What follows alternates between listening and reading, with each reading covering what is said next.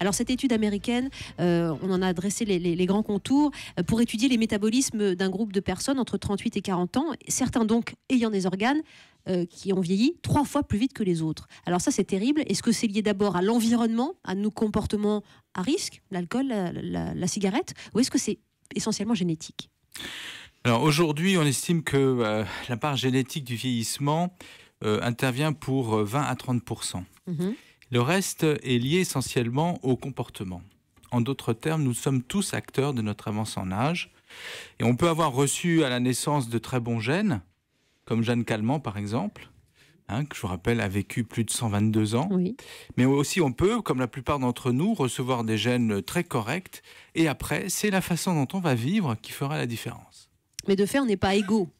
Pas totalement égaux devant le vieillissement. On n'est pas tous égaux devant le vieillissement, mais justement, la bonne nouvelle, c'est qu'on peut changer cette inégalité de naissance par des comportements plus ou moins vertueux. Alors justement, William nous écrit ce matin de Strasbourg sur Europe1.fr. Quel est l'intérêt principal de cette découverte? Qu'est-ce que cela va changer pour le pauvre type de 30 ans qui a déjà un poumon de 60 ans? Eh bien, on va lui dire à ce pauvre type qu'il faut qu'il arrête de fumer, par exemple. Alors, je pense qu'il en était un peu conscient, mais ça va rajouter peut-être au pot et il finira un jour par comprendre qu'il vaut mieux arrêter de fumer, faire un peu d'exercice et peut-être perdre du poids.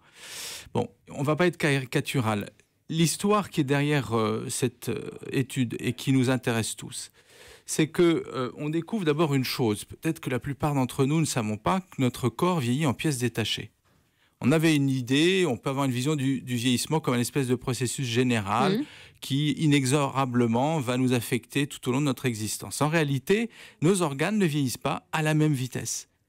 Vous pouvez, les yeux par exemple, la rétine ne vieillira pas du tout à la même vitesse que la peau qui elle-même va vieillir beaucoup plus rapidement que le muscle ou le cerveau.